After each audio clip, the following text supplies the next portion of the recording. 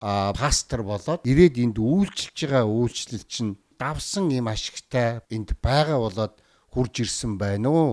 Аль эсвэл өөр бас зүйл байна уу? Ер нь бол ашигтай.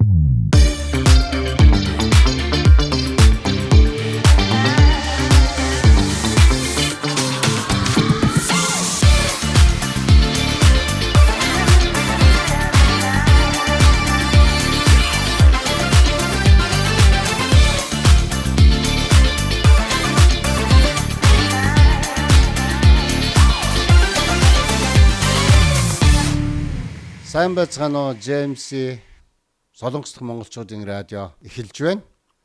Тэгээд та бүхэн яг юун тухай ярих юм? Ямар хүмүүстэй ярилцах юм гэдэг зүйлийг бол үнэхээр та бүхэн манай нэвтрүүлэгтээ байгаарай гэж бас үнэхээр хүсэж байна. Тэгээд өнөөдөр манай нэвтрүүлэгт Галил Монгол чуулганы пастор Төрмөх Оригдсан оролцож байна. Тэгээд сайн байна уу? За сайн байна уу? Энэ өдрийн мэнд хүргэе. Танд ч гэсэн өдрийн мэндийг хүргэе. Тэгээд Монгол ёс заншлаар тийм ээ тархан сайхан хаварж байна уу гэж бас мэдлэхийг хүсэж байна. Тархан давтаа сайхан хаварж байна. Тэгээд бас энэ нэвтрүүлгийг үзэж байгаа тий бүхэл хүмүүст бас энэ өдрийн мэндийг хүргэе. Тэгээд бас энэ нэвтрүүлэгт орж оролцуулж байгаад баярлалаа. За тэгэхээр зэрэг өнөөдөр би таныг энэ нэвтрүүлэгт дуудаж оролцуулсан бас нэг хэдэн асуулт асууж хариулт авахыг ингэж хүсэж байна. Тэгээ хамгийн нэгдүгээр асуултаа тийм ээ танаас би асууя. Тэгэхээр зэрэг энд юу гэхээр зэрэг та юу юм тийм ээ Есүс Христ гэдэг Христийнхэн гэдэг Христийн шашин гэдэг энэ зүйлд хизээнээс итгэж найдаж сонсоод тэгээд итгэсэн юм бэ. Яагаад итгэсэн юм бэ гэдэг талаар үнэхээр асуумаар байна. За нөгөө асуулт асууна гэдгсэн чинь нэг сон айдас төрөл явчих чана. Тэгээд бас нөгөө нэг хахлаар нэг асуултанд хариулаад байх зохистой хүн бас мөн үү биш үү гэж бодогдож ин л дээ ер нь. Бас бурхан амьдрал минь зөвшөөрж дээ гэж бодоо сууж ин л дээ. За яг Есүст итгэх шалтгаан гэдэг их тийм чухал зүйл асууж ин л дээ. Хүний амьдрал бол яг тэр итгэл үнэмшил сүсэг бишрэл гэдэг зүйл бол их тийм гол хүний амьдралын тийм нандин тийм суур ойлголт гэж би хувьдаа боддог. Нэг өсөндөө хүн яг хүнд итгэж байгаагаасаа, юунд итгэж байгаагаасаа, бас хэнийг дагаж амьдарч байгаагаасаа амьдралынх нь одоо тий зам мөр гэж ярьдаг шүү дээ тий. Тэр зүйл нь бас их тодорхойлогддог болов уу гэж хувьдаа бодож ин л доо. Тэгэхээр ер нь итгэл бишрэл буюу сүсэг бишрэл гэдэг энэ зүйл бол ер нь хүн төрлөختний маш үнэтэй зүйл байдаг. За магадгүй одоо ингээ гадаадад оюутан болоод явах үед ч юм уу те хамгийн түрүүн л танилцах үед асуудаг зүйл нь яг таны сүсэг бишрэл юу вэ гэж асуух тохиолдол их байдаг. Тэг яагаад тэгэхээр магадгүй тэр хүмүүс энэ хүн бас юунд итгэж байгаагаас шалтгаалаад тэр хүний бас үзэл бодол те бас ертөнцийг үзэх үнцэг олон зүйл өөр байдаг байх гэдэг юм дүгнэлтийг хийдэг байх гэж би зүгээр хувьдаа бодож ингэж өнгөрдөг л дөө. Тэгэхээр яг энэ бүгдээс ингэж харахад ч гэсэн хүний амьдралд сүсэг бишрэл гэдэг бол маш чухал зүйл байна. Тэгэхээр би яагаад энийг ярьж байна гэхээр энэ зүйлийг хүн өөрөө нөгөө сонгож одоо тий авдаг юм зүйл байна л да. Тэгэхээр маш олон зүйл байна шүү дээ. Одоо тий буддын шашинд итгэж болж байна. Тэ эсвэл бөө мөргөлд итгэж болж байна. Одоо онцгойл нь манай Монгол орчин бол яг энэ хоёр одоо тий шашны урсгал өчтө умгаа байгаа шүү дээ. Монголчууд маань илүү бас энд ач холбогдол өгж байгаа. Онцгойл нь бүр буддын шашинд бол тий буддын шашинд бол илүү ач холбогдол өгж байгаа. Бүр үндсэн хуулийн дээр оруулаад өгсөн шахуу явж байгаа шүү дээ. Ер нь бол тий. Тэгэхээр яг хоо ийм одоо сонголт байж гин эсвэл магадгүй өөртөө итгэгч байд юм уу эсвэл ямар нэгэн ийм үзэл идеологи гэдэг байдаг шүү дээ тийм ийм үзэл ч юм уу тийм зүйлээр ингээд өөрийгөө одоо хурцлж одоо тийм үнэлж явж болж гин. За эсвэл атеистэд буюу бурхангүй үзэлтнүүд байна шүү дээ тийм хүмүүс байна. Нэг үстэй зөвхөн өөртөө итгэдэг тийм миний хэлж байгаа болгон зөвч гэдэг юм ингээл ийм зүйлүүд байна. За тэгээд мэдээж Христ итгэл орж ирж байгаа. Тэгээд ийм олон сонголт ингээд хүн төрөлхтөнд байна л да. Тийм. Тэгээ тэр нь ягаад ийм олон зүйл байж байгаа нөхөр хүссэн хүсээгүй яг энэ сүсэг бишрэл гэдэг зүйл хүний итгэл үнэмшил гэдэг зүйл хүний амьдралын хамгийн гол мөн чанар. Хамгийн гол суурь магадгүй тэр хүний хэн байх вэ гэдгийг тодорхойлж чаддаг ийм ач холбогдолтой зүйл байгаад байгаа юм л да. Тэгэхээр яг хуу энэ зүйлийг миний хувьд нөгөө одоо юу гэдэг нь те өсвөр наснда байхдаа гэж хэлж болно доо. Ер нь өсвөр насны сүүл 10 жил төгсөх үедээ ер нь жоо олж мэдсэн гэх юм уу да. Одоо тэ манайх ч одоо ингээд буддын шашинтай орон байна. Тэгээд миний хувьд ингээд айлын 2 дахь хүүхэд дээр нэг ахта доороо одоо 2 дүүтэй. Тэгээд гэр одоо эцэг эхээс дөрүүлээ. Тэгээд би айлын 2 дахь хүүхэд нөхгүй. Тэгээд манай ээжийн их чинь их тийм сүсэг бишрэлтэй хүн байсан. Тэгээд тэр хүн өөрөө ер нь бол энэ буддын шашны хүн л байсан л да. Тэгээд одоо бол энэ орог орхисон. Тэгээд тэр ихч маань ер нь их юм зүсэг бишрэлтэй. Тэгээд тэрийг ингээд харахаар надад ингээд нэг юм бодогддог байсан хөөхгүй. Яагаад ингэж юм бол доо? Энэ их тийм чухал юм байх та. Эсвэл ингэж их хүн амьдралаа хязгаарлаж амьдрах шаардлага байд юм болов уу? Хүн энэ дэлхий дээр нэг л амьдарч байгаа юм чинь. Тэ? Ер нь яаж ч амьдарсан ч яадий гэдэг одоо ийм бодол ч юм уу тийм үү залуу хүүхдээс учраас тийм зүйлүүд их ингэж бодогдоол их ингэж анзаардаг байсан бохоггүй. Тэгээд нэг талаасаа ингээд тэр нь их юм гоё юм шиг санагдаад ийм байсан. Тэгээд ингэж явж байгаад миний хувьд христийн сүмд очих болсон. Тэгээд яг нэг үед ч одоо нэг үед ч байхад одоо ч бас ер нь тийм байж тээ Монголын эдийн засаг тий Монгол орны одоо нөхцөл байдал өнөөдөр хүртэл ямар байгаа вэ тий одоогоос одоо 20 гаруй жилийн өмнө ч гэсэн яг л адилхан байсан өнөөдөр их шиг тий.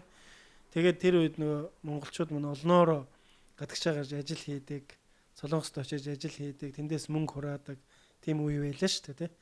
Тэг үүний адилаар манай гэр бүлийнхэн ч гэсэн ээж маань Солонгос орныг зорж энэ улсад ирж ажил хийж амьдарч ирсэн. Тэгж явах үедээ ээж маань Солонгосоос холбогдоод ер нь христийн сүмд явах хэрэгтэй байна. Энэ их зүгээр газар байна. Миний хүүхдүүд нь явж үзээч гэдэг ийм санал тавьж ирсэн. Тэгээ миний хувьд яг үнэндээ нөгөө түрүүн хэлсэн шүү дээ тий. Итгэл бишрэлийн хувьд юу ихээр нөгөө төрөл садангийнхаа тэр хүнийг хараад их гоё санагддаг. Тэгээд бас би ч гэсэн яг ийм байж яаж болохгүй гэж. Гэхдээ нэг зөрчилдөжсэн зүйл нэгээд нэг юм олон зүйл хязгаарлагдах юм шиг санагдчихсэн л да. Тэгээ залуу хүүхд чинь тийм зүйлийг бас нэг хүсэхгүй шүү дээ ер нь тий. Тэгээ нэг тийм зүйл байсан учраас миний хувьд яг нөө христийн шашныг бол нэг жоохон буруу ойлголттой. Яг одоо анх үед нэг тийм байсан шүү дээ. Христийнхэнд одоо их буруу юм заадаг. Тэ тийш очисон хүмүүс амиа орлдог ч гэдэм үү. Эсвэл гэр орноо хайдаг ч гэдэм үү. Тэ ингээд нэг юм одоо юм муу мессежүүд нийгэмдэр нэлээд тархацсан байсан уу яахгүй. Тэгээ нөө би ч гэсэн тийм ойлголттой байсан учраас маш их айж ирсэн. Тэг яг хуу ээж маань ярьжсэн учраас би явах шийдвэр гаргасан. Очих шийдвэр. Тэгээд яваад очисон чинь яг миний бодож ирснаас их өөр орчин байсан. Тэ тэнд ингээд маш олон хүмүүс цугларсан байсан. Тэгээд хизээч тийм сүмд монголчууд тийм олноороо цуглардаг гэдэг юм бодол миний дотор байсангүй л. Тэгэл ингээд яваал орсон чинь маш олуулаа байсан. За одоогоор бол миний санаж байгаагаар бол тэний 200 орчим хүн байсан баг. Тэгээд нөгөө 200 хүний дунд хүн чинь ингээд ороод ирэхээр ингээд гайхаа тий шоконд ороод чи юу болоод байна энэ монголчууд чинь тэр аяараа галзуурсан юм шүү гэдэг ийм бодол төрөөд. Тэгтээ тэнд нэг юм онцгой оршихуй байгааг мэдэрсэн. Маш онцгой. Би тэнд ороод маш их амар тайвныг мэдэрсэн баг. Энэ нэг өөр зүйл байна гэдэг зүйлийг мэдрээд тэндээс гарч ирсэн. За тэгээд сэтгэлд маань их хүрсэн байсан учраас үргэлжлүүлээд явсан. Тэгээд явж явах үедээ миний хувьд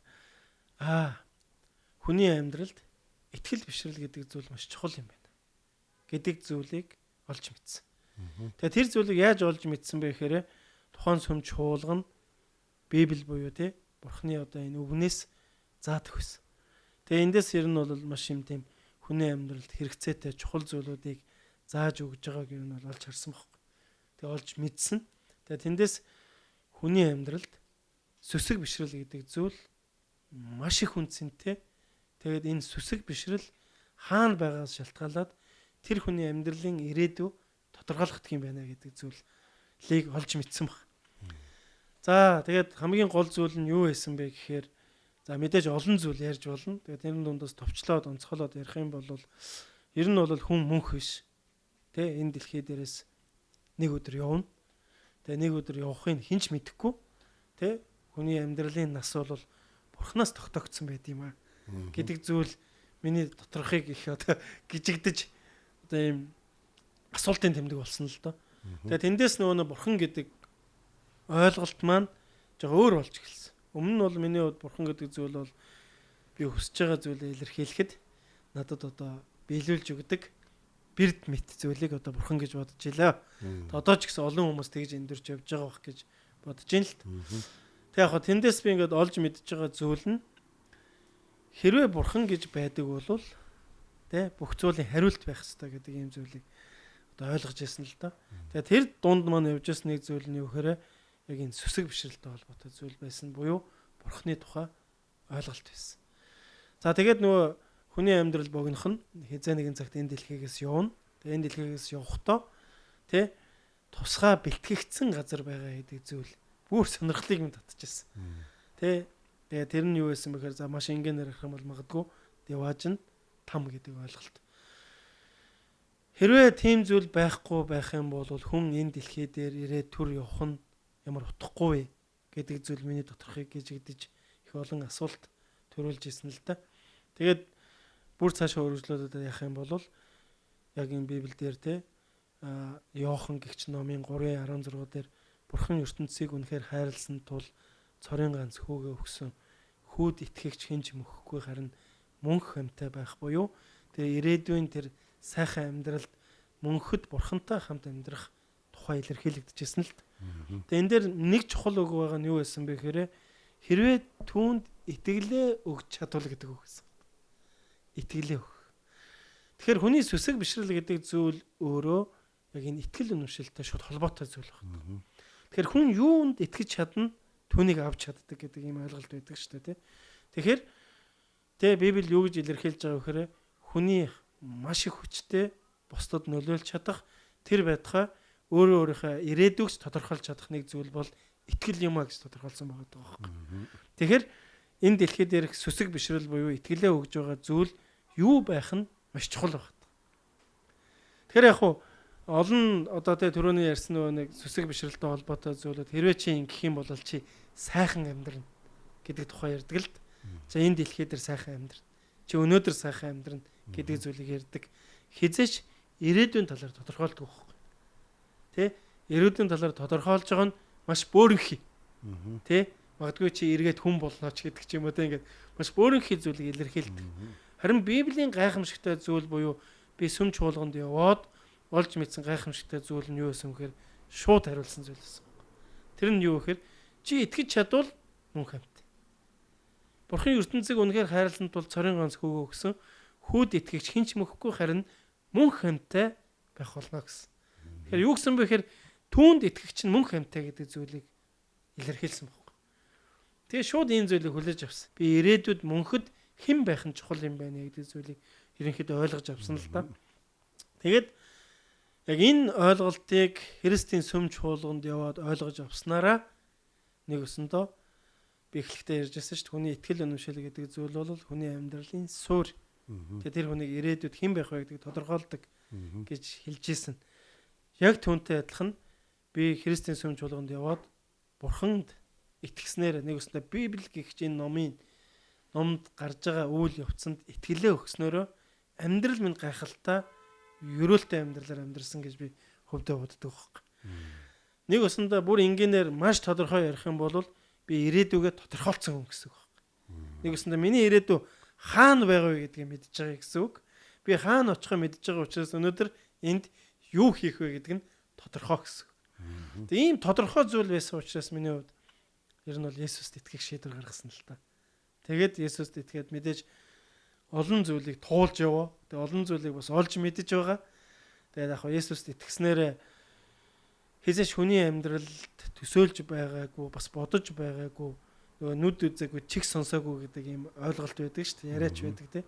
Тэр зүйл хүний амьдралд бий болдог юм байна гэдгийг л амьдралаараа мэдрээд тэгээ энэ зүйлийг ойлгосон учраас өнөөдрийн хүртэл ингээл Есүсийн сүмж болгонд хамрагдаад нэгсэндээ Есүст итгэлээ өгөөл явж ин да. За баярлалаа. Тэгвэл Есүс Христэд яагаад итгэсэн гэдэг зүйлийг бас тийм ээ нэлээд тодорхой хариуллаа тэгэж харж байна. За тэгвэл би танаас бас хоёр дахь асуултаа бас асуухыг хүсэж байна. Тэгэхээр зэрэг ямар ч гэсэн Есүс Христэд итгэсэн итгэснээрээ ямар байх ёстой, хаана байчих вэ? Одоо эцсийн цагт тийм ээ хаана байх вэ гэдэг зүйлийг тэндээс олж мэдсэн байна. Тэгвэл тэгээд та ингээд зүгээр тэгээд итгэцэн болвол тэгээд тэр зүйлээ хүлээгээд ингээд байгаад тийм ээ сүм цуглаандаа яваад ч юм уу ингээд байгаад байхгүй яагаад заавал энэ пастор гэдэг одоо нэр хүндтэй ийм үйлчлэл гэж ярьдаг тийм ээ. Тэгэхээр энэ зүйлийг пастор гэдэг зүйлийг бас одоо нэр хочтой болоод энэ зүйлийг ингэж авсан юм бэ? Яагаад пастор болгоулсан юм бэ гэдэг зүйл дээр бас хариулт авахыг хүсэж байна. Яг хоо энэ пастор гэдэг зүйл байдаг л да хүмүүс тэгээ энэ одоо юм хэрэгэн яг яг нийгэм талаас бол хэрэгэм зэрэг гэж харж байгаа шүү дээ тий. Тэгээд ингээд маш их одоо юм сурж боловсроод олж авдаг гэдэг ч юм уу тийм ойлголт ерөөхдөө байдаг нийгмийн одоо нүдээр харах юм бол тий. Яг мэдээж тийм зүйл бол мэдээж байгаа. Гэхдээ яг энэ зүйлээс онцгой нэг зүйл нь юу гэхээр энэ өөрөө нөгөө юм сүнслэг утга явж байгаа байхгүй. Тэгэхээр пастор гэдэг энэ үг нь өөрөө нөгөө хончин гэсэн утга. Одоо агуулж байдаг. Бас нөгөө талаас багш гэдэг үг агуулж байдаг. Тэгэхээр нэг өсөндөө бурхны хүмүүсийг хончлох гэдэг ойлголт явж байгаа байхгүй. Одоо бид нар ч одоо нүүдэлж хард юм уу учраас хончин гэдэг юм шууд ойлгож байгаа шүү дээ. Хоноо хариулдаг, хоноо тижээдэг, хоноо хангадаг, тий? Хоноо аюулгүй байлгадаг. Нэг өснө малаа аюулгүй байлгадаг хүнийг хончин гэж байгаа шүү дээ. Ер нь бол тий? Малчин гэж байгаа шүү дээ. Тэгээ өнөөдөр ч гэсэн одоо Монголд маань өнгөрсөн үйл одоо зуд болоод тий? Тэгэл малчид маань яг малныхаа хойноос тий? Маш их ач холбогдол өгж шүү дээ. Нэгсдээ яаж тий? Малаа одоо амьд гаргах вэ гэдэг шиг. Тэгэхээр энэ пастор гэдэг ойлголт нь өөрөө магадгүй Монголд шинэ нэр том яа л доо. Энд чинь өөрөө дэлхийн төвшөнд бол маш том мэрэгжил ахгүй. Бүр тэтгэлэг хөгжсөн.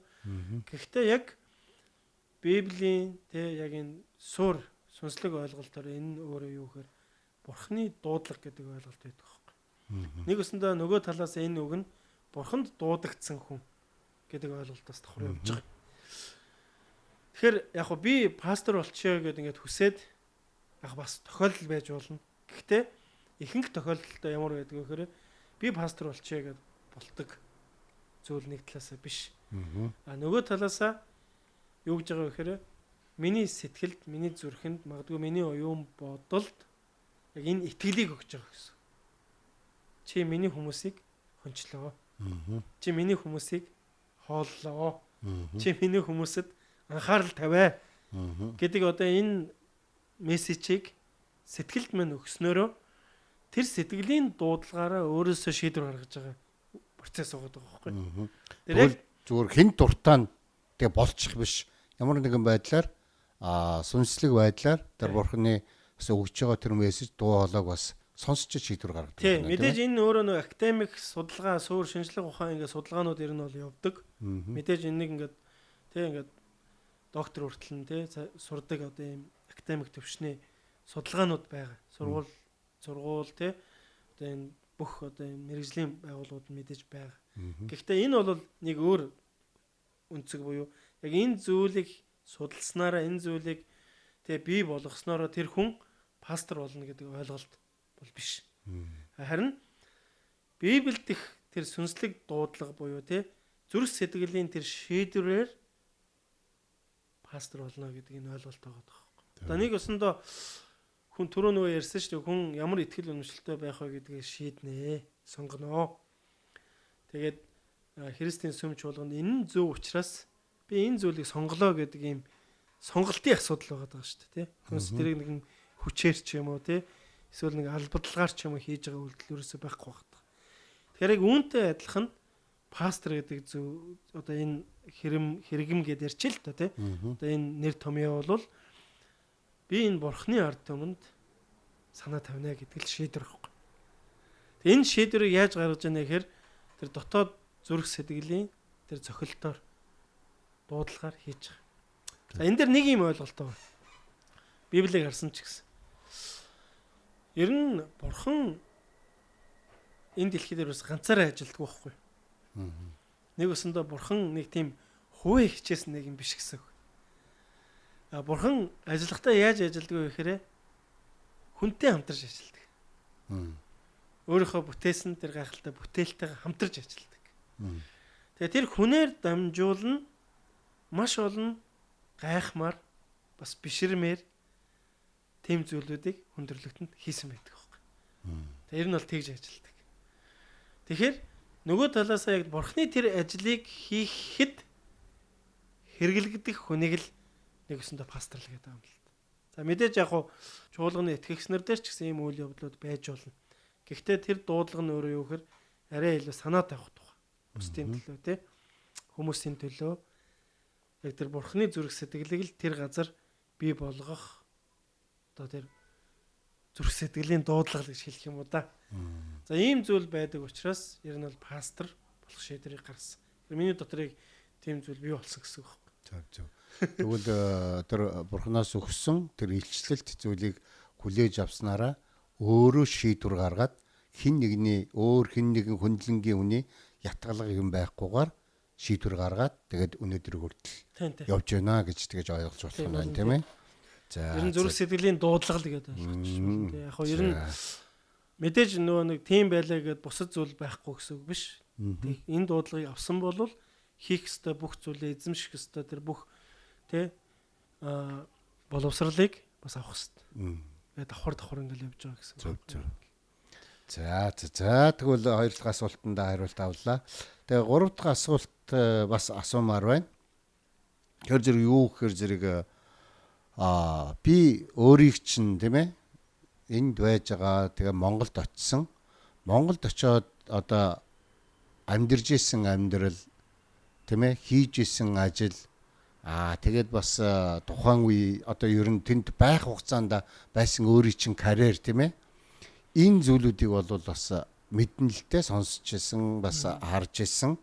Тэгэхээр зэрэг тэнд бол үнэхээр бас амьдралд бас хэрэгцээтэй, боломжтой, хангагдах боломжтой, өшөө дээшээ өсөх боломжтой ийм зүйл байр суурьнд ийм ажил хийж исэн гэж хардаг. Тэгсэн өнөөдөр пастор болоод тэгээд бүр Солонгос улсд ирээд тийм ээ өнөөдөр Галил Монгол чуулганд одоо эзний одоо тэр өгсөн зүйлийн дагуу ингээд ирээд энд үйлчилж байгаа үйлчлэл чинь үнэхээр тэр Монголд байсан тэр карьер, тэр хангамж, тэр ажил үйлс бүх зүйлээс чинь давсан ийм ашигтай, боломжтой, тий хангалттай ийм зүйлс энд байгаа болоод хурж ирсэн байна уу?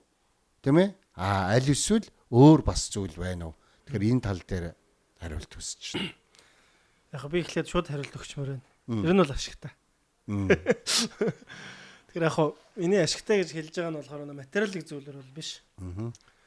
Түрүүний миний ярьсан би нэг ирээдүйд хаана байх вэ гэдэгт ашигтай байхгүй. Тэгэхээр яг ер нь түрүүний миний ярьсан сүнслэг утгаараа бол энэ одоо бүр юм тий тэнгэрлэг оршихуу буюу маш одоо тий гайхалтай ажлыг хийж байгаа. Нөгөө талаас материалын зүйлэр бол энэ одоо яг үндэ бол маш их золиос гаргаж амьдарч байгаа амьдрал ахгүй. Яг үндэ чуулганы Монгол ялангуяа Монгол пасторуудын хувьд бол тий хэдэн төрөний цалинтай тодорхойгүй, хэдэн төрөний цалиа авах нь ч тодорхойгүй, яаж одоо тэр хүн тэжээгдэх нь ч тодорхойгүй. Ийм үйл явц өнөөдөр бол өрнөж байгаа. Тэгэхээр яг хоо ер нь Монгол пасторуудыг өнгөрсөн 30 жилийн хугацаанд ингээд харахад бол бүтэн амьдралаараа л ерөөсөө золиос гаргаж амьдарч байгаа. Одоо нэг өсөндөө пастрынхаа энэ одоо ажлыг хийнгээ, ажилгээ ярьчээ те. Яг бидний хэллэгээр бол үйлчлэл гэж ярьд юм л т. Үйлчлэл гэдэг нь бурхан дуудагдсан тэдгээр хүмүүст үйлчлэх тухай ярьж байгаа гэсэн. Тэгэхээр тэр ажлаа хийнгээ хажуугаар нь заавал нэг ажил хийдэг. Яг бол тэр хүмүүс амьдрах хэвээр. Тэ тэр хүмүүс яг л бусдтай адилхан амьдралтай. Тэр хүмүүс өвддгөө өвдөн, үлсэхүү үлсэн. Бас амьдралын бүх хэрэгцээнүүд байх уу байна. Яг л хүнд хэрэгцээтэй байдаг тэр бүх зүйлүүд хэрэгцээтэй байдаг учраас яг л хүний амьдралд хэрэг болж байгаа тэр бүх санхүү мөнгө одоо яг шаардлагатай байдаг. Тийм учраас яг энэ зүйл дээр яг одоохондоо манай Монголын сүм чуулганууд хүмүүстэй хангалттай одоо пасторудтай хангалттай юм өгөх боломжгүй байдаг. Тийм учраас яг одоо энэ зүйл бол цэвэр зүрх сэтгэлийн золиос явж байдаг байхгүй. Тэр яг Библи дээрээс харах юм бол Библи юу гэж хэлсэн байдаг гэхээр яг миний төлөө та нарыг ингэж хончилж байгаа хүмүүсийг хооллох тухай буюу яг тэр хүмүүст одоо зориулсан одоо тийм зориулалт сүм чуулганд байх хэрэгтэй гэдэг ийм зүйл байна л да. Гэтэ яг мэдээж янз байна. Зарим чуулганууд өгж гин, зарим чуулганууд одоо арай чадахгүй байна. Зарим чуулганд өгөхөөр ирмэлзээд явж гин ч гэдэг юм ингээл ийм олон ийм нөхцөл байдлууд байна л да. Гэхдээ ер нь өнгөрсөн хугацааг ингээд харахад бол ихэнх нь л одоо хүртэл ингээл хажуугаараа ямар нэгэн ажил хийж идэг. Ер нь бол пастор хүн гэдэг бол маш завгүй. Тэгээ маш хөдөлмөрч хүмүүс байна. Яг тэгвэл тэр хүмүүс мэдээж одоо энэ бурхны үгийг бусдад амжуулахын тулд энэ маш их судалгаа хэрэгтэй. Зүгээр нэг ингээл нэг хараалт ч юм уу болчдөг зүйлээрөөсөө байхгүй байгаа шүү дээ. Нэг ч одоо маш их уншин, эргцүүлж бодно, судлана, бусад зүйлүүдтэй харьцуулна. Яг ер нь өөр улс орнуудад бол пастор гэдэг хүнийг бол оюун санааны удирдагч гэдэг юм л та. Ер нь бол Библи буюу бурхны үгээр хүн төрлөختөнд оюун санааны гэгэрлэг авчирж байгаа. Дээр нь сүнсний одоо тэр эрх мэдлийг авчирж байгаа юм чухал ажил байхгүй. Тэр ийм чухал ажлыг хийж байгаа хүн учраас энийг ингээд нөгөө зүгээр өнгөцгөн орхиж болохгүй. Одоо нэг өсөндөө маш их уншина, маш их судална. Тэгээ маш их одоо зориулна, цаг зарцуулна гэсэн үг байхгүй. Тэгжээж тэрэн дундаас яг тэр хүний оюун санааг өдөрдох хэмжээнд зүйлийг бурхан өгч байгаа байхгүй. Түүнээс ингээд зөв зүгээр ингээд байж атал одоо эд шидэр ч юм уу орж ирдэг ойлголт өрөөсөө байхгүй байгаа байхгүй. Тэгэхээр юу гэхээр энэ өөрөө маш их цаг зарцуулагддаг ажил байгаа. Тэгээ хэдийн ийм ажил байгаа боловч энэндээ өөрийгөө зориулаад тэрнийхээ хажуугаар 1-2 3 ажлуудыг заавал хийж байгаа. За магадгүй зарим хүмүүс бол таксинд явж шүү дээ. Таксинд явж гин. Магадгүй зарим хүмүүс энэ тэнд очиад лекц уншиж гин. Магадгүй зарим хүмүүс сургуулиудад одоо хөгжлийн сургалтууд эсвэл мэрэгжлэр ажил хийгээд явж гин. Тэгэл янз бүр байна. Тэгэхээр ингээд яг л ингээд ийм амьдралыг туулаад өнөөдөр хүртэл явж гин л доо. Тэгэхээр би юу гэж хэлэх гээд байна гэхээр энд ерөөсөө яг санхүүгийн талаас бол ямар ч ашиг байхгүй. Харин ч 0 зааж байгаа. Бүр хасах руу орж байгаа үстэй. Ямар нэгэн дэмжлэг байхгүй. Тэрийг хийж байгаа мөртлөө өөрөө тэр чинь өөр ажил хийж гин.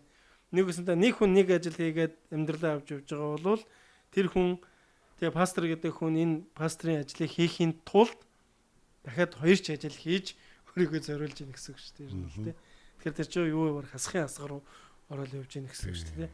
Тэгэхээр миний хувьд гэсэн яг л гарцаагүй, ялгаагүй.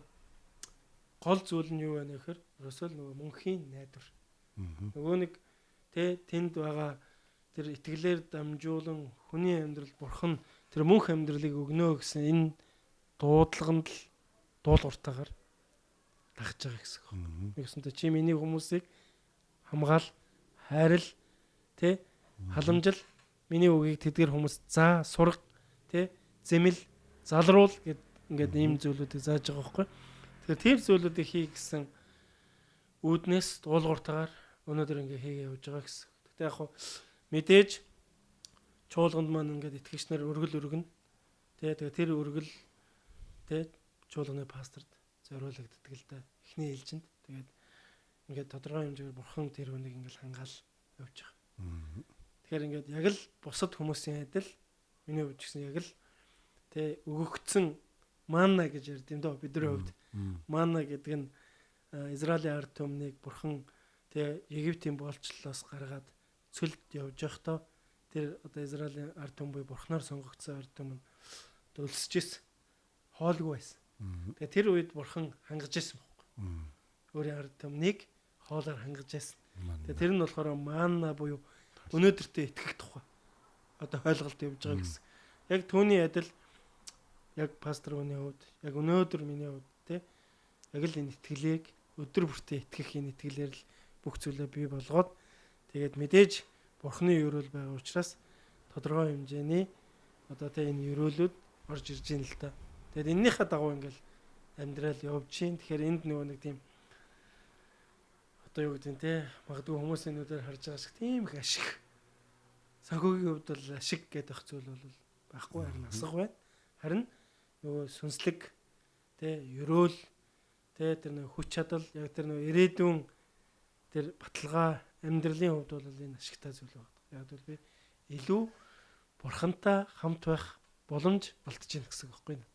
Тэгвэл одоо энэ ер нь Монголд ч бай, Солонгост ч бай, ер нь пастор хүмүүс асар их золиос зориулт гаргаад яг бурхны тэр өгсөн үүргийн дагуу одоо өөрийнхөө хондийг тижээ, за сурах гэж түрүү хэлсэн тийм ээ.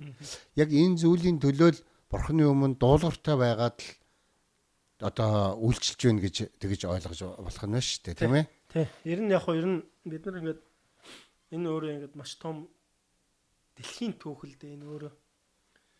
Юу гэхээр Есүс эзэн хүн төрлөختний төлөө ирээд хүн төрлөختний гэм нүглийн төлөө загалмаа дээр цовдлогдоод тэгээ тэрийг амлсныхаа дагуу 3 дахь хоног дээр амилсан байт. Тэгээ эзэн Есүс өөрөө энэ дэлхий дээр амьдарч байх үед өөрийн гэсэн түүнийг дагаж байсан юм дагалдагч нар байсан. Дагалдагч нар. Тэгээ тэдгээр хүмүүс нь болохоор бүгд л тэ бизнес хийдэг, тэ багш, тэ эмч, магадгүй хуульч гэл ингээл янз бүрийн салбарын хүмүүс байсан. Гэхдээ тэр хүмүүс эзэн Есүс Христийг энд 3 жил яг хүний дүрээр амьдраад явах үедээ тэр 3 жил яг дагалдсан юм, дагалдагч нар байдаг л. Тэгээ мэдээж яг тэднээс гадна олон хүмүүс байсан. Тэгээд бурхан эзэн Есүс Христ загалмаа дээр цовдлогдоод 3 хоногийн дотор амьлаад явахдаа тушаалыг гэх юм одоо өгсөн байдаг байхгүй. Тэр нь юу гэхээр та нар яв. Үеийн төгсгөл би та нартай хамт байх болно. Бүх дэлхийгээр явж тэ бүгдэнд нь за би та нарт юу заасаа тэ тэр бүх зүйлийг за тэгээд үеийн төгсгөл хүртэл би та нартай хамт байх болно гэж хэлсэн байт. Тэгээд өөрөө тэнгэр нүдэн дээр нь нүдэрэ харж явах үед тэнгэр өргөгдсөн. Цаг нь болох үед би та нартай эргээд уулзах болно гэдэг зүйлийг хэлээд харин та нарыг би хоосон орхихгүй тэ та нарыг бол миний сүнс буюу бидний ярьдаг ариун сүнс одоо тэ та нартай хамт байх болно гэдэг зүйлийг хэлээд явсан байт. Тэгээд тэр дагалдагч нар өнөөдөр хүн төрлөختөнд Христийг танилцсан байхгүй. Тэгэхээр тэр хүмүүсийн дээр бурхны сүнс өнөөдөр хүртэл хамт байгаа гэсэн. Тэр хүмүүс яг хийж исэн бүх амьдралаа орхиод яг зөвхөн тэр итгэл үнэмшлийг тий яг тэр итгэлээр аврагдах тухай. Тий хүн гим нүглөөс чөлөөлөгдөх тухай. Хүн тэр тий гимт чанараасаа ангижрах тухай. Тий заасан байхгүй. Тэгтээ яасан бэхээр яг л энэ золиосыг туулж ирсэн. Тэгтээ энэ золиостой хамт хангамж нь байсан. Тэгэхээр өнөөдөр бид нөр ингээд дэлхийн ертөнцийг харах юм бол эн чинь өөрөө ингээд дэлхийн түүх болчиход байна л да. Христ итгэлийн түүх гэдэг өөрөө яг эдгээр хүмүүсээс ахвал энэ яг миний энэ ярьж байгаа зүйл бол 2000 жилийн өмнөх тий тэр Ромын засаглал хаант засаглалын үеэс ярьж болно. За бүр илүү цаашаа харах юм бол тий бүр урагшаага одоо тий манай эртний өмнөх үе буюу Христ итгэлийн түүх одоо тэр цагаас эхэлсэн байгаа даа шүү дээ. Тэгээ магадгүй нөгөө энэ дэлхийн эхлэлээс ертөнцийг бүтээсэн бүтээлээс ахуулаад ч юм уу тоологдох болчихж байгаа гэсэн үг. Тэгэхээр энийг бол ингээд нөгөө нэг тоогоор ингээд илэрхийлэх боломж байхгүй.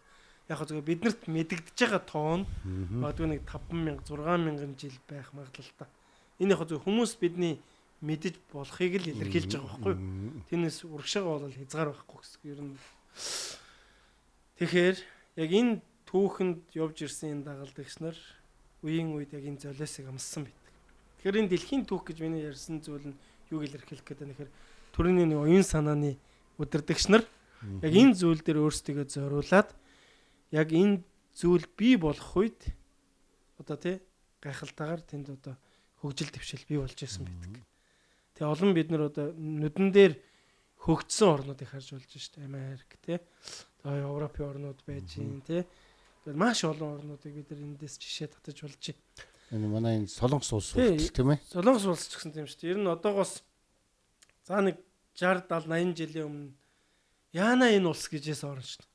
Дайнтай тий хоёр солонгос хоорондоо байлдаж ирсэн. Тэгээ тэр үед яг энэ Христ итгэл орж ирж ирсэн. Тэгээ орж ирээд одоо нэг одоо тий суурэ тавьж ирсэн үе гэх юм уу да ер нь. Тэгээд одоо ямар хурдан гайхалтайгаар хөгжиж чадчихээн тий. Одоо дэлхий энэ орныг сонирхож шít. Тэгэхээр энэ орны эн чинь 100% Христ итгэл орн биш шүү дээ. Ер нь бол оргил үедээ бол миний уншиж судалж ярьснаар бол нэг 24 25% хүрж исэн юм бэл. Оргил үед. Тэгээд ийм хувьд хүрэх үед л энэ хүмүүсийн оюун санаанд гайхалтай нөлөөллийг бий болгож чадсан байна. Магадгүй та одоо энэ Солонгост бас олон жил амьдарсан хүн ер нь захын Солонгос хүнтэй ингээд уулзахад нэг цаанаа л нэг юм өс чанартай байдаг тий. Ер нь нэг юм хүнлэг гэх юм уу да тий. Яг хөө нэг хүний төлөө ийм зүйлүүд байдаг. Гэхдээ яг хөө бас нөгөө нэг юм хөгжих тусмаа нэг юм хатуурах үе байна л да. Гэхдээ хатуу байлаа гэдэг нэг юм хүнийг нэг юм халгаасан зүйл ерөөсөө байдгүй шүү дээ. Нэг л юм цаанаа л нэг юм хүнлэг байдаг шүү дээ. Ядчил ингээд нөгөө хог хаяхаас ахуулаад тий. Тэгээ захын хүн нь очиод хайсан байгаа хогийг аваад цэвэрлж явах ч байдаг ч юм уу. Зүгээр л гудамжинд явж байсаа хүн нь очиод цэцэг услаад зөксөж явах ч байд юм уу тий. Ингээд байгаль дэлхийдээ харилцахаас ахуулаад гэл энэ бүх зүйл чи өөрөө яг энэ Христ итгэлтэй шууд холбоотой байгаа. Тэгэхээр үеийн үед яг энэ удирдагч буюу энэ пастор хүмүүс яг өөрсдөө яг энэ зүйлд зориулж ирж байсан. Ганцхан Солонгос Монгол биш дэлхий. Ерөөсөө л Библийн одоо тий яг энэ их сурвалжаас харахад хүртэл яг л ийм золиосыг амсаж ирж байсан. Яг үндэ Есүс Христийн дагалдагч нараас яг өөрийнхөө нөгөө нэг энэ хүн жамаар ингэж нөгөө амьдралыг хороог орхисон хүн байхгүй шин. За нэг хүн байгаа. Йохан гэдэг түүний дагалдагч. Сүүлд эзэн Есүс Христийн ээжийг одоо тий маш их асран хүндэлж тэгээ тэр хүн ер нь бол 90 гартлаа насалсан гэж судлаачид үзэж байгаа. А бусад дагалдагч нар нь бол шавнар нь бол ер нь л яг энэ итгэл үнэмшлийнхаа төлөө амиа зориулсан байдаг байхгүй. Тэгэхээр эн чин одоо хүн тэнгэл биш бол тийм үстэй. Ядаж тий амийн авах гэж шин тэгээд хүн ургаж болно шүү дээ. Тийм үстэй тий. Ядаж л тий тэр хүнийг энэ дэлхийгээс бүр арчиж хаягчих чинь за боли одоо ингээд бууж өгч болно шүү дээ. Гэтэл яг энэ зүйлд нөлөөлж байгаа гайхамшигтай тий бурханлаг тэр оршихуу бүр тодорхой хэлэх юм бол тэр үнэн гэж байна. Тэгээ тэр үнэн бидний зүрх сэтгэлд оюун бодолд амьдралд манд бодтойгоор илчлэгдэж, харагдаж, удирдах, чиглүүлж байгаа учраас олон хүмүүс тэр дундаа яг таны нэг асуусан асуулт буюу чуулганы пасторууд яг энэ дуудлагынхаа дагуу, энэ итгэл үнэмшлийнхаа дагуу золиосыг гаргаж чадчих. За тэгвэл ер нь зүгээр дан монголчууд, монгол пасторууд гэхгүйгээр дэлхийн нийтээрээ Христэд итгэсэн дуудлагаар пастор болсон хүмүүс ямар нэгэн ашиг орлого гэдэг зүйлийг харах биш. Харин ямар ч хэцүү байлаа гэсэн дуудлагынхаа дагуу зориулалт, золиос гаргаад үйлчлдэг байх наа гэдэг ойлголтыг пастор хүмүүсийн хувьд ингэж ойлгож болох нь байна тийм ээ. Тэгээ яг мэдээж энэ зүйл нэг байнгын ингээл гачигдсан байгаа л биш л тийм. Мэдээж эн чинь ингээд хангагдж байна тийм ээ. Тэгээ дээр нь яг нөгөө Библийнхаа номлол сургаалынхаа дагуу явах үед тэнд хүссэн хүсэг бурхны гайхалтай ажлууд хийгддэг. Нэг өсөнтөө олон хүмүүс Христ итгэх итгэлийг сонгож байгаа. Яг тэгвэл тэн дээр нөгөө нэг алин үнэн бэ, алин нь тэ худлаа вэ, эсвэл алин зөв бэ, алин буруу вэ гэдэг энэ ялгааг олон хүмүүст бурхан илчилж өгч байгаа юм. Тэгээ тэгж илчлэгтэй яаж байгаа вахаар бурхан их олон зүйлээр хүн төрлөختөнд ажилласан байдаг л да. За Библиэр дамжуулж ажиллаж гин, магадгүй гайхамшигаар дамжуулж ажиллаж гин. Гэхдээ гайхамшигаар дамжуулж ажиллахдаа Бурхан ер нь хүн төрлөختөнд ажиллахдаа заавал хүнээр л дамжуулж байна. Тэгэхээр тэр ажиллаж байгаа хүн магадгүй нөгөө пастор нь байж болно тий. Ингээд эренгүүч нөгөө олон хүмүүс яг энэ итгэл үнэмшлийг аваад амьдралд нь өөрчлөлт бий болоод за амьдралд нь гэхээс илүү магадгүй оюун санаанд нь зүрх сэтгэлд нь өөрийнх нь тий өдөр тутмынхын хөдөлмөр дээр нь гайхалтай өөрчлөлтүүд гараад ирэх үед хүмүүс өөрөөсөө зориулж эхэлж байгаа. Библи ч өөрөө угсаа тэг зааж байгаа. Хэрвээ үнэхээр л бурхан чиний амьдралд нөлөөлж байгаа бол бурхан чамд тэ үнэхээр хүрж байгаа бол чи ч гэсэн зориулах тухай л хэлсэн байдаг байхгүй. Тэгээ тэр зориулт чинь нөгөө талдаа одоо энэ пастор гэдэг хүмүүсийг одоо хангаж амьдрнаа гэдэг одоо ийм одоо нэг өсөнд энэ Библиэлд ингээд нөгөө бүх нарийн ширийн зүйлүүд ингээд детальчлаа заагаад өгсөн байна л да. Тэгээ энэ бол үнэхээр гайхалтай систем тэр чигээр явж байна л да ер нь. Тэгэхээр энэ систем нь өөрөө юу гэхээр би энэ дэлхий дээр сайхан амьдрах систем биш. Гэхдээ хүн өнхөөсөө зөв амьдарч байгаа учраас өрөөгддөг. Харин энэ систем нь юунд хүрэж байна гэхээр биднийг тэр мөнхийн амар амгалан, тэр мөнхийн амар тайван, тэр бурхантай хамт амьдрах тэр гайхалтай үе шат байна л. За тэгвэл энэ асуултан дээр ингээд бас нэг асуулт бас асуумаар санагдаж байна л да. Тэгээ юу гэхээр зэрэг ер нь Есүс Христэд итгэсэн Христ чинь үнэхээр Есүс Христийг даган дуурайж байгаа, дагаж амьдарж байгаа, итгэлээр амьдарж байгаа хүмүүс бид чинь урд нь одоо Есүс Христ итгэхээс өмнө бол янз бүрийн зүйл боддог тийм ээ. Юм үзэж хаардаг. Одоо тэгээд элдвийн үг хилдэг ч гэдэг юм уу тий. Хулгай хийдэг ч гэдэг юм уу. Янз янзын зүйл биднэрд ийм зүйлүүд байсан. Тэгэхдээ яг үнэхээр ингэж итгэснээрээ тэр хүмүүс дотор үнэхээр оюун бодол зүрх сэтгэлд нь болоод үг үйлдэл бүгд нь бас ингэж өөрчлөлт шинжилтүүд гардаг. Хүмүүс их өөрчлөгддөг гэж ярьдаг байгаа. Тэгээд энэ талаар бас та юу гэж хэлэх вэ? Яг ер нь нөгөө нэг ийм ойлголт байгаа юм л да. Яг нөгөө талаасаа ингэж нэг талаасаа ингэж харах юм бол хүн ер нь нэг өөрөө ингэж нэг юм цанаасаа л нэг юм гэмт чанартай. Бид нар энийг яаж мэдэх вэ гэхээр одоо ингээд жоохон хүүхдэд байна шүү дээ. Тэгээ тэр хүүхд бол одоо ингээд тий олон жил амьдраагүй юу сурсан байх уу дээ ер нь тий. Гэтэл тэр хүүхд ингээд нэг худлаа ярихаас ахуулаад тий. Хүнээс юм нуухаас ахуулаад ингээд нэг юм мэс чанар одоо нэг ийм чанар байгаа гэдэг. Тэгээ энэ нь өөрөө юу гэж байгаа гэхээр Библийн дагуу бол энэ хүн угаасаа л гэмтэй. Угаасаа л хүн ийм гэмтэй төрдөг. Хүний нөгөө ДНК нь угаасаа л тийм болцсон. Энэ нь өөрөө юу гэхээр бурхан хүн хоёрыг холдуулах шалтгаан болсон байхгүй. Нэг өсөндө бурхан бол хизээч гим нүгэлтэд эвлэрч чаддгүй байхгүй. Бурханы хувьд гим нүгэл гэдэг ойлголт байхгүй. Тийм учраас гим нүгэлтэй хамт байх боломж байхгүй. Тэнгүүд хүн тийм болчингууд хүн яасан гэхээр өөрөө бурханаас холдсон байхгүй. Тэр зэргийн бурханаас холдно гэдэг нөгөө алимтай холбоотой бол таарч байгаа тийм биз. Библиэр бол алим гэж байхгүй л те хүмүүс алим гэж яриад байгаа. Библиэр нэ жимс гэж байгаа шүү дээ. Ер нь л те. Яг тэр жимсийг алим байсан байх гэж тооцоол. Жимс идсэн гэж байгаа шүү дээ. Тэр яг тэр жимс идсэн нь чухал биш. Юу гэхээр бурхны үгэнд дуулуургүй байсан нь бидний одоо ойлгох ёстой зүйл байгаа байхгүй.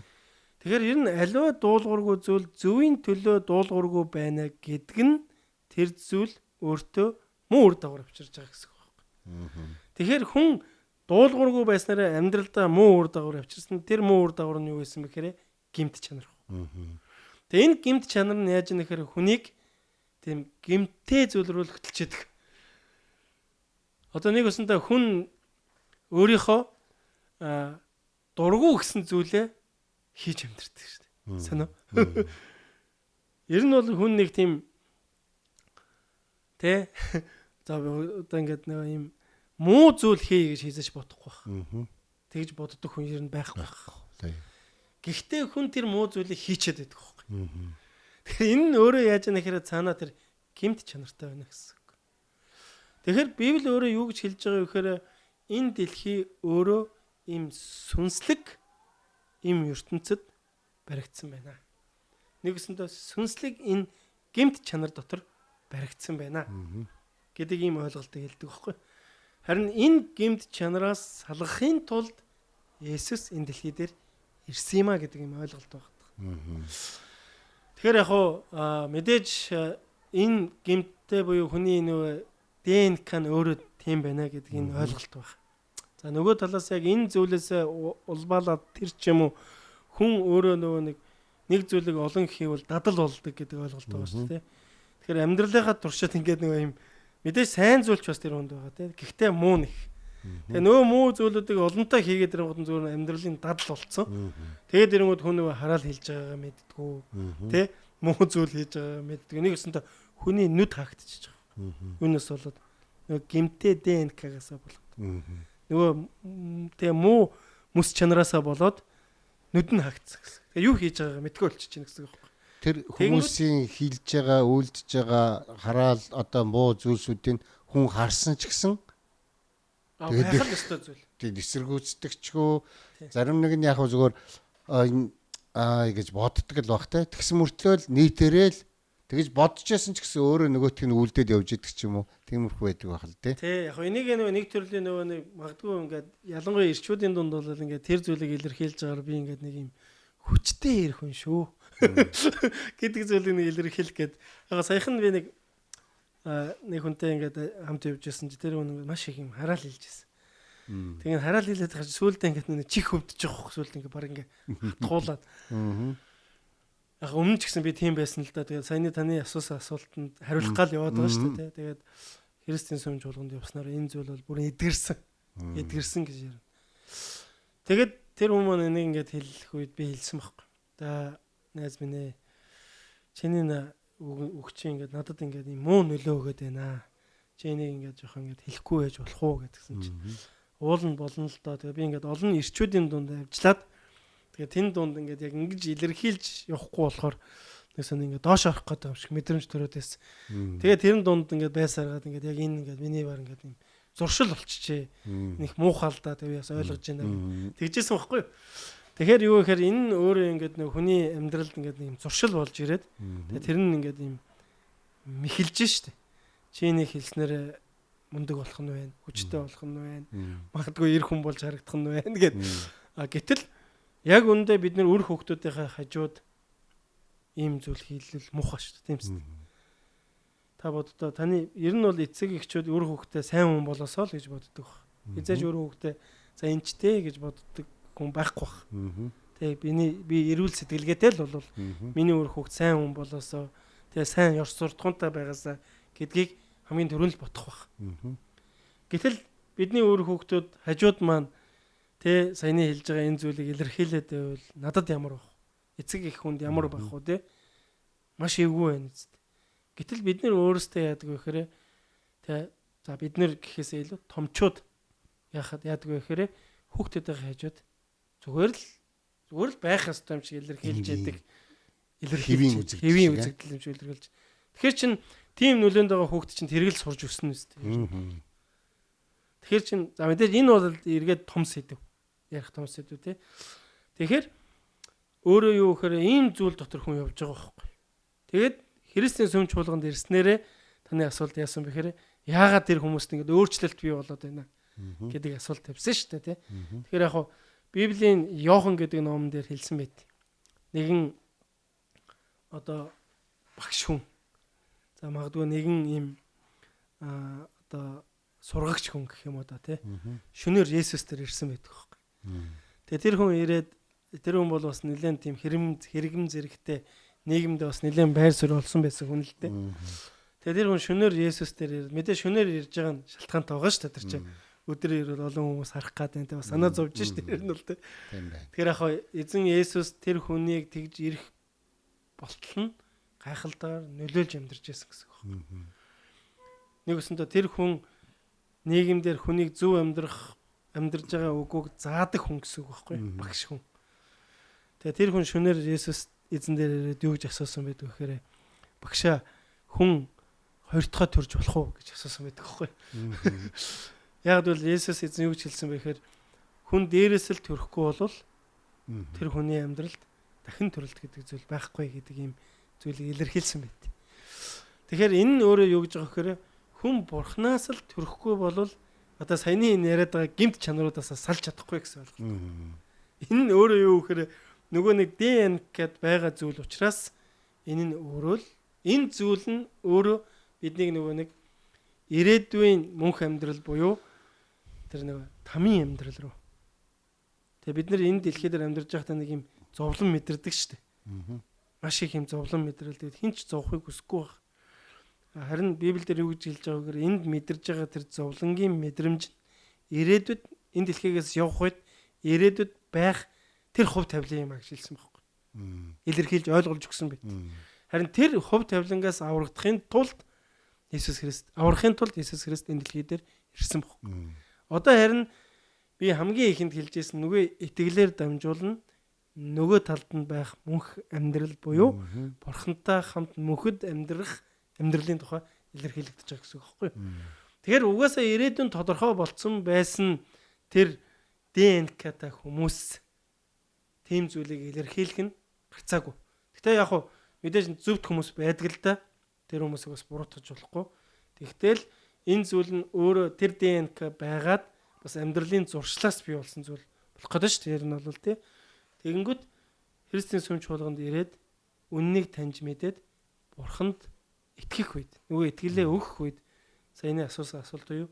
Дээрээс төрөхгүйгээр хүн хизэж дахин төрөхгүй буюу яг тэр итгэлийг өгөх мөчөөс ахуулна бидний амьдралд өөрчлөлт бий болдог.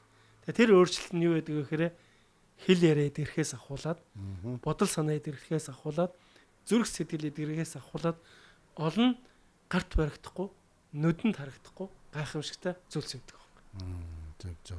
Тэгээ энэ нь өөрөө юу гэхээр Христийн сүм чуулганд явж байгаа өөрчлөлтүүдийн нэг хэсэг. Энийгээрээ бурхан хүнээр дамжуулна өөрөө ажиллаж байгаа. Тэгээ илэрхийлэгдэж байгаа нэг хэсэг. Энэ бүх зүйлээр дамжуулан эцсийн зорилго нь юу гэхээр тэр гэмтээ ДНК-гаас чөлөөлж ирээдүйн бурхантай амьдрах тэр итгэлээр дамжуулна тэр мөнх амьдрал руу очих тухай ойлголт явуулдаг.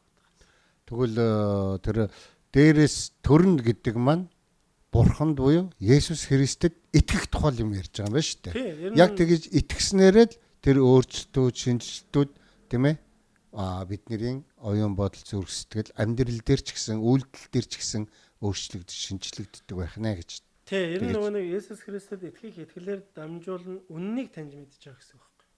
Түрүүн би нөө хэлжсэн шүү дээ. Бурхан бол хизээч худал хуурмагтай нэгддэг. Бурхан бол хизээч гим нүгэлтэй нэгдэх боломж авахгүй байхгүй. Тэгэхээр яаж нэхэр би тэр гимт чанараас салах нь өөрөө Христэд итгэх тухай ойлголт. Тэгээ Христ итгэснээрээ тэндээс жинхэнэ үннийг таньж мэдчихэж байгаа. Тэгээ тэр үннийг олж хараад итгэж байгаа нь өөрөө бидний амьдралд өөрчлөлтийг бий болгож байгаа. Түүгээр зогсохгүй тэр итгэлээр дамжуулна юу гэсэн мөлий? Мөнх амьдралыг тэр мөнхөд бурхантай хамт байх тэр ирээдүй бидний амьдралд тодорхойгоор зураглан харагдаж чаддаг гэдэг ойлголт тийм ээ. Гайхалтай зүйл. Тэгэхээр ер нь энэ Библи гэдэг чинь өөрөө их үнэхээр гайхалтай ном шүү дээ. Тэ зүгээр л цухас дурдах зүгээр энэ мэдээж ном бол тэ ертөнцийг харах цонх юм аа. Гэл юм гайхалтай өгөө шүү дээ, тэ. Тэгээ ном бол олон зүйлийг хүний амьдралд өгдөг. Ном гэдэг зүйл бол олон мэдлэгийг хүнд өгж байгаа. Олон үнцгийг тэ хүний амьдралд ойлгуулж өгж байгаа. Гэтэл Библи гэдэг энэ ном тэр одоо тэгээд энэ дэлхий дээр ч нэг юм хэмжүүр байна шүү дээ. За энэ ном бестселлер боллоо. Энэ ном нэгд орж ийн те. Энэ ном энэ жилийн тренд байна. Энэ номоор дамжуулна одоо те гайхалтай өөрчлөлт миний амьдралд олон зүйлийг би олж мэдлээ гэх юм яриануд байдаг те. Тэгэхээр энэ Библи гэдэг энэ ном хязгааш те номын одоо энэ уралдаанд ордог байхгүй. Яагаад гэж? Яг бол угаасаа л тогтмол нэг номерт байдаг.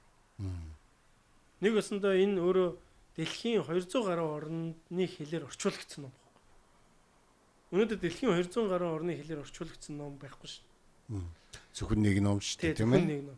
Тэгээ яагаад гэхээр энэ тийм үнцэнтэй. Тийм ач холбогдолтой зүйл байгаа даа хүний амьдралын. Тийм учраас магадгүй энэ радиог сонсож байгаа, битэрийн яриаг сонсож байгаа хүмүүс байвал би таныг Христийн сүм чуулганд ирээрээ гэж урьж байна. Бас зөвлөмөр байна. Тэгээ та яг энэ гайхалтай за юуны төрөнд нүдэнд харагдаж байгаа ном тэгээ цаашаа эргүүлээд ол зүйлийг олж мэдэх бол. Илчлэгдэх бол. Амьдралд нь бүр ингээд бидний нөгөө хувь тавилан өөрчлөгдөж шүү дээ. Түрүүн ярьсан шүү дээ. Магадгүй нөгөө нэг гэмтээ ДНК-гаар дамжуулан бидний хувь тавилан гэмтээ хувь тавилан нөгөө нэг мөнхөд тамд амьдрах, мөнхөд зовж амьдрах хувь тавиланг нөгөө тал руугаа мөнхийн амар тайвны. Мөнхийн хангалуун тэ амьдрал руу мөнхийн одоо тэр амар тайван амьдрал руу өөрчилж өгч байгаа. Баяр хүртэ. За. Баяр хүртэ. Яг энэ Деваж ингээд тэгэхээр хол сонсогдоод байт юм шиг хүмүүст. Яг л энэ өөрөө нэг үлгэр дээр гардаг ч юм уу те. Нэг юм хийсвэр ойлголт байгаа. Харин бодтойгоор яг энэ дэлхий дээр хүн яг яах гал сайн амьдрах гэдэг. Хүн амар тайван байх гэдэг шүү дээ. Тэр хүний зүрх сэтгэлд угаасаа нэг бурхны оршихуй буюу тэр амар тайван байж байгаа. Тэр хүсэмжлээд байж байгаа. Тэр энэ хоёр зүйл байгаад байгаа. Нэг нь амар тайван, нэг нь зовлон. Тэгэл ер нь тэр заавал тэр Деважин гэдэг дээр очиж амар тайван баяр хөөртэй амьдрах биш. Энд итгээд амьдарч байгаа үедээ ч гэсэн хүн нөгөө гим нүглээсээ өөрчлөгдөө, шинчлэгдээд чөлөөлөгдөөд ирэхээр зэрэг энэ амьдралдаа ч гэсэн амар тайван баяр хөөртэйгээр амьдрах нь тийм биз? Тий. Угаасаа бурхан хэлсэн шүү дээ. Та нар энд Тэнгэрийн хаанчлалыг бий болгоно. Та нар Тэнгэрийн хаанчлалын иргэд юм а гэсэн. Тэгэхээр бид нар энд ингээл нэг төвчээл те төвчж байгаа нэг явангууд нэг ингээл нэг амар тайвнаар орох гээд байгаа юм ерөөс биш. Бид нар энэ дэлхий дээр амьдарч байгаа ч гэсэн бид нар гэдэг нь Христ итгэж байгаа хүмүүсийн тухай ярьж байна те. Христ итгэгч хүмүүс энэ дэлхий дээр яг тэр итгэлээ өгж амьдарч чадчих байгаа бол тэр хүний амьдрал тэр чигээрээ амар тайвнаар хучигдж байгаа. Амар тайвнаар хамгаалагдж байгаа. Маш гайхалтай амьдралаар амьдарч байгаа. За тэгээд манай нэвтрүүлгийн цаг энэ түрээд бас ингээд дуусч байна. Тэг ямар ч гэсэн манай нэвтрүүлгийн бидний урилгыг хүлээж аваад асуултад бас үнэхээр тодорхойгоор те ингэж хариулж, тайлбарлаж хэлж өгсөн танд бас үнэхээр бас талархал илэрхийлье. Тэгээд өөрийн чинь тэр үйлчлэл, өөрийн чинь амьдралд тийм ээ. Үнэхээр тэр эзний тэр бэлхэм өрөөл бас үнэхээр дүүрэн байж, бас хангагдаж үнэхээр гайхалтайгаар яг үнэхээр эзний тэр заасны дагуу явж, зааж, сургаж, хончилж ингэж байх энэ үйлсэд нь бас үнэхээр гайхалтай амжилтыг, өрөөлийг бас хүсэж байна. Тэгээд танд баярлалаа. За баярлалаа. Тэгээд ийм чухал нэвтрүүлэгтээ бас урьж, оролцуулж бас бодол санааг минь хуваалцсанд маш их баярлалаа. Тэгээд таны бас энэ одоо тий олонний төлөө хийж байгаа энэ гайхалтай ажил бас бурхнаар өрөөгдөж энэ ажлаар дамжуулан бас олон хүмүүсийн амьдралд тэр зөв нөлөөлөл бий болоосоо.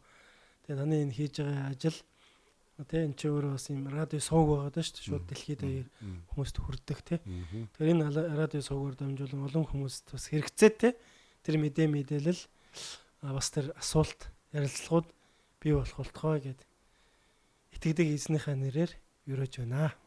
Амен. За баярлалаа. За баярлалаа. За тэгээд манай нэвтрүүлэг өнөөдөр энэ түрээд ингээд дуусч байна. Тэгэхээр зэрэг энэ нэвтрүүлэг маань та үнэхээр бас дуустал нь хамт байж сонссон бол юун тухай ярих юм бэ гэдэг зүйлийг бас та харж ойлгож авсан байх гэж хүсэж байна. Дараагийн өдрүүдийн нэвтрүүлэгт ч гэсэн та бүхэн бас үнэхээр хамтдаа байгаарэ гэж бас уриалахыг хүсэж байна. Тэгээд та бас үнэхээр ойлгохыг хүссэн, мэдэхгүй байгаа эргэлзээтэй зүйл байгаа бол манай JMC Солонгос дахь монголчуудын радио гэсэн пэйж хуудсанд бас та бас асуултаа сонирхож байгаа зүйлээс бас бидэнд бас бичиж үлдээж болно. Тэгээ бид энэ талаар бас үнэхээр дараагийн оролцогч нараас бас асуугаад таны асуусан асуултуудад бас хариултыг эрэлхийлэн хайх болно гэдгийг бас хэлхийг хүсэж байна. Тэгээд 7 хоног бүрийн Баасан гарагт нэвтрүүлэг танд хүрэх болно. Баярлалаа. JMC Солонгос дахь монголчуудын радио